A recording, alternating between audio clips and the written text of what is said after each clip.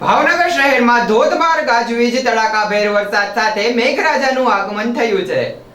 ભાવનગર શહેરમાં ધોધમાર તડાકાભેર ગાજવીજ સાથે મેઘરાજાનું આગમન થયું છે. જ્યારે આજ રોજ રાતના સમયે શહેરમાં વિવિધ વિસ્તારમાં ગાજવીજ સાથે ભારે વરસાદ થયો હતો, જેના લીધે શહેરના રસ્તા પર વરસાદના પાણીની રેલમછેલ થઈ હતી અને લોકોને વરસાદના લીધે કાળઝાળ ગરમીમાંથી ઠંડકનો અનુભવ થતા ગરમીમાંથી રાહત પ્રાપ્ત થઈ હતી. વરસાદ થવાથી લોકોમાં આનંદમાં માહોલ ફેલાયો હતો.